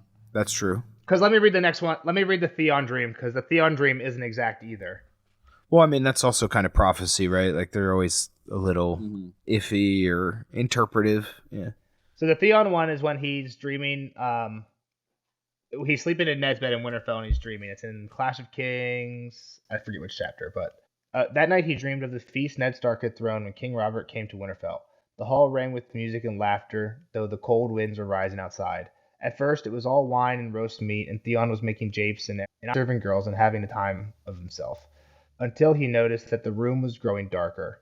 The music did not seem so jolly then. He heard discords and strange silences, and notes that hung in the air bleeding. Suddenly the wine turned bitter in his mouth, and when he looked up from his cups, he saw that he was dining with the dead. King Robert sat with his guts spilling out on the table from a great gash in his belly, and Lord Eddard was headless beside him. Corpses lined the benches below, gray-brown flesh sloughing off their bones as they raised their cups to toast, worms crawling in and out of the holes that were their eyes. He knew them, every one, Jory Cassell and Fat Tom, Porter and Kane and Hullen, the master of horse, and all the others who had ridden south to King's Landing never to return. Micken and Shale sat together, one dripping blood and the other water. Benford Tallheart and his wild hares filled most of a table. The miller's wife was there as well, and Farland, even the wildlings Theon had killed in the Wolfswood the day he had saved Bran's life. But there were others with faces he had never known in life, faces he had only seen in stone. The slim, sad girl who had worn a crown of pale blue roses in a white gown splattered with gore could only be Lyanna. Her brother Brandon stood beside her, and their father, Lord Rickard, just behind him. Along the walls, figures half seen moved through shadows, pale shades with long, grim faces. The sight of them sent fear shivering through Theon, sharp as a knife. And then the tall doors opened with a crash, and the freezing gale blew down the hall, and Robb came walking out of the night. Greywind stalked beside, eyes burning, and man and wolf alike bled from 100 savage wounds. So that's the Theon one. And again, I think most of what I read is stuff that we already knew at the point of reading that chapter, right? Robert's dead, Ned's dead. Yeah. But the part that we didn't know is that last line or two. Robb, yeah. And then my favorite one that Kyle can read is from obviously our boy Patchface. Fool's blood, king's blood, blood on the maiden's thigh, but chains for the guests and chains for the bridegroom. Aye. So I think this is another one of this, right? Because the fool would be Aegon, the one that Cat killed. King's blood, and then blood on the maiden's thigh. It's at a wedding, right? Yeah.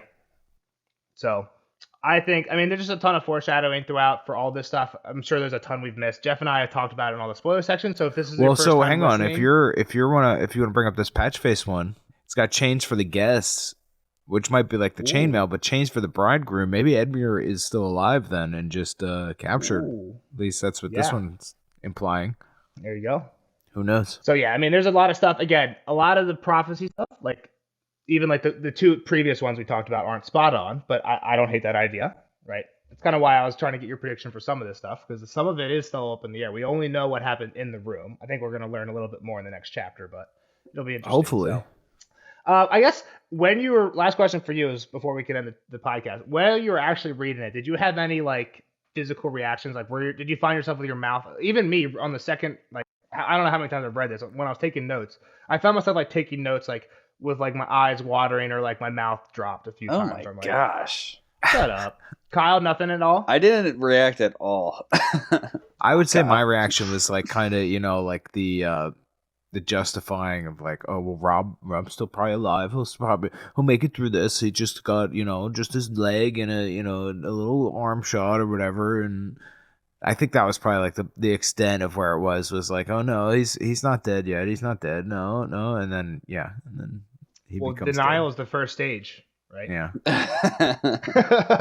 I don't know. I typically don't get like teary eyed. So. No, yeah. Jeff and I even said that in the most recent chapter, like in the last spoiler section, I would like mention to Jeff, like I was like, should I text Kyle's wife and like tell her like keep an eye out next time Kyle reads in case like he throws his book across the room, because like people are known to do that, like crazy reactions to this chapter. And again, Jeff and I get said, like that, yeah. I know, and we said that we're like, we know Kyle doesn't get like that, but still, like I wonder if he'd be like a little like audible, what the fuck, or just a little something. I don't know. So I think seeing it from the show first, like the show was me watching the show, not knowing what was about to happen next, and then it being like, what the fuck? Like that was more. I saw the show first too. I kind of wish I could reading words. Read it. It's different. Yeah, it's a little bit different. But I wish I could have seen it just to know like what that was like. But the other thing about the show is, and we'll talk about some of this in the spoiler section, Dave and Dan do add some shock factor stuff in there. Like there's some, they almost take it up a notch from the books, but it does to things that don't make sense. And that's why I don't want to say it to Kyle, because like, we'll talk about it a little bit in the spoiler section. That's fair. I think people probably already know what I'm talking about, but I don't. I know. Yeah, I think that's it. Definitely in the Discord. Again, don't do spoilers, right? There's still stuff that we don't know about that's like involved with this. So be careful what you're saying, but feel free to like let us know in the Discord if there's any like cool foreshadowing stuff from the past that we missed, or like that you want to let Kyle know, like, oh, look at this, was a super obvious one or something like that. But yeah, let us know. Cool. First off, I want to congratulate Jeff. I think I already congratulated him and myself and Glow for not spoiling any of this so far, because this is something that I think there's like, even back in book 1, I think there's probably foreshadowing for this thing. Really? Because I think the original George plan, this was supposed to be the end of book 1. It was, Okay. the series was supposed to be a Oh, trilogy. wow. This was supposed to be the end of book one. So I think book one does. There's a lot of stuff that's in later books that isn't foreshadowed in book one, but this is like a planned. This was one of the major planned plot points. Okay. So. That's Cool. something new that I've learned today too. Yeah, it's fun to see that stuff. So yeah. Yeah, so we won't go any longer. We'll let Kyle go. We'll see you guys in the next chapter for Arya 11. We'll see Kyle in the next chapter for Arya 11. And we'll see the rest of you guys in the spoiler section. Thanks for listening. Give us a like, subscribe. Definitely give us a like on this one. I mean, come on, big one. We just worked our tails off for you. Yeah, for sure. We deserve it. Bye-bye. Later, nerds. Spoiler alert! Spoiler alert!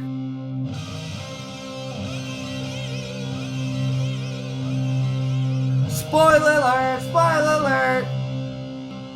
Bye, Kyle. Bye, Kyle. Thanks for hanging out with us. See you on the next one for Arya 11. On to the spoiler section of Red Wedding.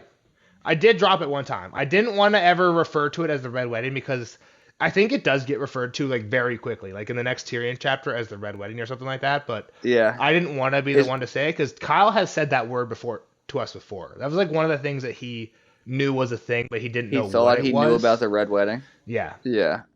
Did you tell me not to say, I remember you saying don't say Grey-Worm was dead. And don't say And don't call it the the Red Red Wedding. Wedding. And I did call it the Red Wedding one time. I was wondering if he was going to ask us if it was the Red Wedding. And then the other thing is some of those spoilers some of those things that we're talking about, like when we were showing like the fans wanted us to point out these things. I feel like some of them were like the change for the one that I sent, the patch face one, that was a me one. And I kind of fucked up there because it does say change for the guest, change for the bridegroom, which kind of, I don't know if it's a spoiler, but it implies that they're not dead. Yeah, whatever. Like, give Kyle a little bit of Some fruit, credit for spotting that, right? Yeah. And just give him something to nibble onto. Like, oh shit, all right, like Edmure's alive. Like, yeah. Again, technically it can't be spoilers. All we're doing is reading things he's already read, right? So impossible to be spoiler. Yeah. But even the Theon one, at the end, Robb and Grey-Worm walk in, both stabbed 100 times. So to me, that implies Grey-Worm's dead. And then you look at the Dany one, it's a king with a wolf head on it, which is what they do. They tie Grey-Worm's head on Robb's body, right? Again, I think you're right. It's more of a symbolism thing. I don't know if we find out in the Arya chapter or we find out until Tyrion or something. Like there's a lot of stuff about the Red Wedding we don't find out till later. Like the one thing I think we both did really good on was like the Bolton involvement. Right, like Kyle's wondering about that, but like, for example, in the last Cat chapter, we were saying, Kyle doesn't quite realize that Bolton's lying to Robb about what Ramsay said. Right. Ramsay said he saved Winterfell. Yeah. And me and you are pretty sure that Ramsay probably told Roose exactly what happened, and Roose is sugarcoating it for Robb, not Ramsay sugarcoating it for Roose. There might be a little bit of both, but for the most part, Roose is lying to Robb, not Ramsay lying to Roose. Right? And I think part of the hint of that is the fact that they have Big and Little Water, and Roose is like, yeah, we have Big and Little Water. Yeah, and I know the toast that we'll just start here, I guess, on this chapter. The toast that, hey, don't forget I have your two grandsires as a war. Like, don't fuck with me.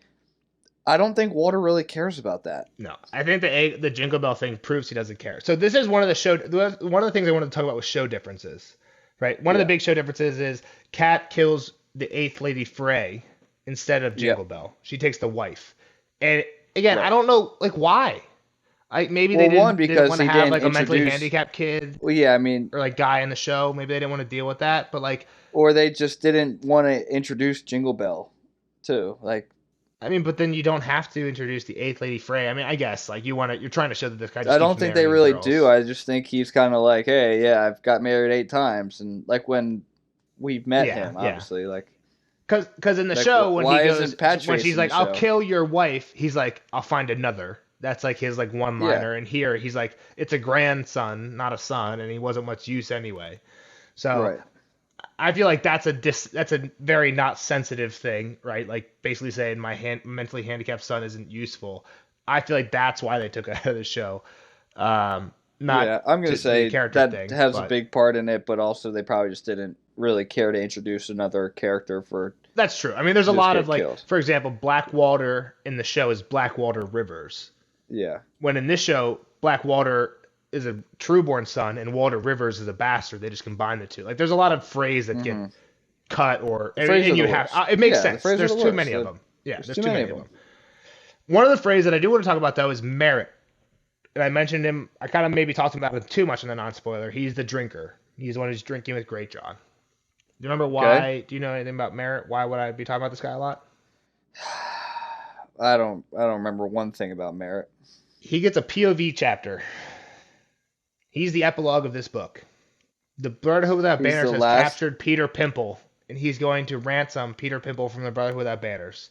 And he's riding to Old Stones, and he's thinking about how he actually got like kicked by a horse. He had a very bad head injury, and it left him fucked up. And he's an alcoholic now because it's the only thing that can like stop his headaches. Okay. And the Freys have sent him with a bunch of gold to go ransom Peter Pimple, and the whole time he's just like 8 hours since I had a drink. I'm about to go spend this gold, and he literally is just like gonna drink, and then he goes, and that's where we see Lady Stoneheart from Mary Frey perspective, Oh, the super gosh. alcoholic guy who's going drink for drink with Great John. And in that chapter, he thinks like, my job. They told me like, hey. Basically, he's saying that all the Freys know that when Walder dies, like Walder's kind of a dickhead, but he doesn't seem like it, but he's a family man. He refuses to kick anybody out of the. If you're a Frey, he won't kick you out. But Merritt knows as soon as he dies and like the heir takes over, he's kicking out. Like there's a lot of like feuds within the children, right? Like the children of the first son don't like the children of the fourth son type thing. So the Freys all know that when Walder dies, whoever takes over is going to be a very influential to like if you can stay there anymore. And Merritt has this headache problem, so he can't do anything. So he's like, I need to be on good terms with whoever takes over the twins. Ryman is the heir. Peter Pimple's his son. He's like, if I'm the one that can ransom Ryman's son back, then I'm basically set for life. I'm never going to get kicked out of the twins. I'll be the guy that saved the son, right? So he's like, I got to do this. And that's kind of the motivation. And he's thinking, like, my job at the Red Wedding was to outdrink the Great John and get him hammered. He's like, Peter couldn't do it. Succeeded. Walton couldn't do it. And he did it. He did it. Like, Great John, which is, I think is interesting, he gets captured. Kyle was kind of saying he thinks a lot of people will die. Most people get captured. Edmure, for example, captured. Great John captured. I think the funny thing about that is Great John's sigil, Great John Umber, is a giant in chains. That's the Umber sigil, is a chain giant, right? And again, I think this is a hint of the Game of Thrones foreshadowing, right? George knew the Red Wedding was a thing when he wrote the first book, when he's making up a lot of the sigils, right? So he knew that there would be a giant in chains, or thought there would be a giant in chains right into the first book. So when he makes the Umber sigil, he makes it a giant in chains, and then until 3 books later, because he's I think it's smart. I also think it's different. I brought this up like in the non-spoiler. If Robb didn't stay, if Robb left for the bedding ceremony, there's no way it could have been the same thing in a different setting, right? Because they had all these plans pretty tied up tight. Like, I think if he went to the bedding, they would have waited. Yeah, in the non-spoiler, I was playing like the devil's advocate, and I was saying like, they had to know that a lot of the people were going to leave at the bedding, so they were probably just going to have a massacre set up at both like the bridal chamber or whatever and the wedding feast. But I know that that's not true. I know most people, or at least a lot of the people who left with the bedding, got captured, not killed. Yeah. So like, I think if he would have went to the bedding, they would have waited for him to come back to the feast to then kill him. probably, yeah. I think that makes sense too. Like, that shit was happening in the Great Hall. Yeah, because I mean it's useful. And part of the reason why is like we said with Roose. Roose isn't like Kyle. It's funny too because Kyle seems to think that Roose is like a greedy guy. Yeah, because he sent Jamie back to Tywin for money. He married Fat Walda for money, which is, I mean, I see why he's saying that. It kind of like makes sense. Or at least selfish. Maybe not greedy, but like he's doing things to further his own position. Exactly. So then if you talk about what me and you were kind of bringing up where, well, he is kind of the second in line in the North once the Starks are gone. But you're not going to get very far if you've pissed off every other Northern family. That is, unless you have a hostage from every other Northern family, then what are they going to do, right? I have your lord. I got Great John. What are you going to do? You know what I mean? So, and that's the game they play. That's the game the Boltons play for a lot of this shit, right? They keep Gregor Clegane has captured a Manderley. Later, Tywin tells Wyman Manderley, "I'm not going to give you your son back until you kill Davos. Like, you're on our side, not their side. Prove it." and Yeah. he takes a guy, cuts off his fingers, and then puts that guy's head and hands on the wall and pretends it's Davos, right? Like, so that's why they're taking all these captives, is because yeah, they pissed off everyone in the North. If they want the support from them, they need something, right? Yeah, So we need to have something over their head to keep them with us. keep them loyal, yeah. All right. So first one I have from this chapter was that Roose had a sweeter smell to him. That's just for glow.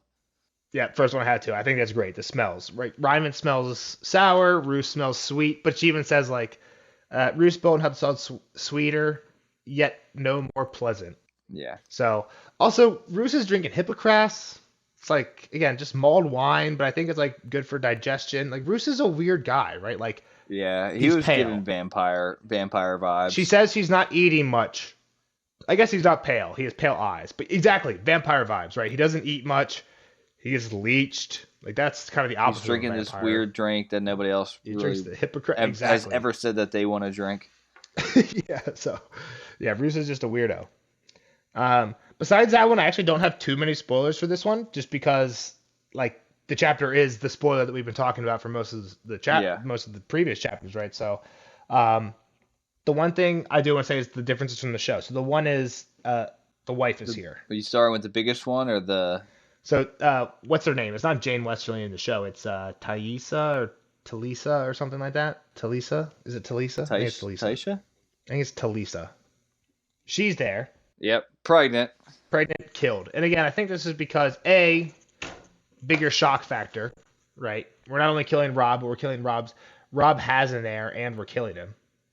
Another big one is that Kat doesn't find out that it's fake because Ryman or whoever she chased out of the deal is wearing ring mail. It's because Roose Bolton's wearing ring mail right next to her. Yeah. And here you're right. She chases Edwin out and finds it out from Edwin. Edwin, yep. Yeah. In the show, the musicians aren't bad, and I said this earlier. There's crossbowmen hiding with them. It's not like half of them are the crossbowmen. I think it's kind of cool how that's like a hint, right? The bad musicians are a hint that they. Again, you would never get it, but it's one of those things like in hindsight, it makes sense. Oh shit, they couldn't play because they were ready to kill people. Yep. Any other major differences from the show? Arya is more involved. Like I said, I don't think we actually see Arya like. I don't think in the next. I guess this is more next chapter. But Arya like in the middle of this is like it's cut in and she sees like Frey's killing Starks and then killing Grey Wind. I don't think she actually sees it. I don't think we know Grey Wind's dead until like a Tyrion chapter where we hear that they sewed the head on his body. Like we hear. Yeah, I thought maybe she saw, but in the show she sees Grey Wind's head sewed on to Rob's head. Yes. Yeah. 100%. Yeah, and I thought maybe she saw that in this one, but now I'm thinking I don't think so. Yeah, I think it's mostly like out in the camps. The Hound knocks her over the head. I know, which I'm pretty sure she just gets. Dude, this chapter is only 4 pages, literally 4 pages. I think that's actually the shortest. I was wrong about the last Arya chapter. This one's shorter than that one. This one's shorter, chapter. Like probably a full page shorter. But what's interesting is I'm glad that Kyle like kind of said, and I'm pissed that. While we were off air, I accidentally spoiled. We should say this: that I spoiled for Kyle that Catelyn is actually dead. Technically, I didn't spoil that, but I said there's no more Cat chapters. But the fact that he was thinking that Cat might still be alive at the end of this chapter, I think it's kind of crazy, and it makes me think that maybe he thinks crazy that Arya will be alive at the end of the next chapter, because the end of the next chapter ends with Arya getting hit by the Hound's axe. We find out in the Arya chapter after that he got hit by the flat of the axe. Right. And he just knocked her out and basically threw her in the. Well, yeah, I mean, he's holding on to hope that any Stark is alive right now. Yeah, Kyle is. You're saying until he sees a body, like any Stark, he's rooting for a Stark. Yeah, but the last line of the next Arya chapter is his axe took her in the back of the head. Yeah. Like that sounds like Arya died. You know what I mean? Like, so the only silver lining of me spoiling Cat is that.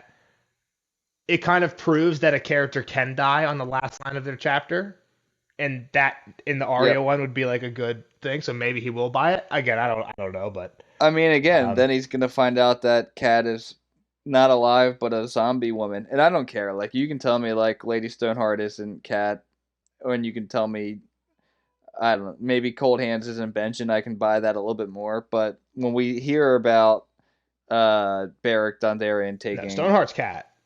Yeah. I mean, when you say Stoneheart and Cat, I don't think they're the same character in terms of if I ask Stoneheart a question and I ask Catelyn Stark a question, would they give me the same answer? Well, No, obviously, Stoneheart's she's a going to give me a zombie. way darker zombie-ish thing. But they're the same person. Yeah, exactly. The other thing Kyle was right on, Kyle was right, the Raven's cat claws her own face. We find this out later, that she had actually clawed her own face with all I 10 was fingers. That's confused part by of, that. yeah, it was her, it's exactly what Kyle said. She's literally just clawing her face with her own It's fingers. just weird that Like, she said 10 ravens. I was like, what the fuck? Like, yeah, that is but weird. But yeah, I mean, I don't have too much. We don't got to linger. The non-spoiler was Yeah. long enough. Awesome chapter. I mean, again, not awesome in terms of what happens, but like the way it's written, like the foreshadowing within the chapter is crazy.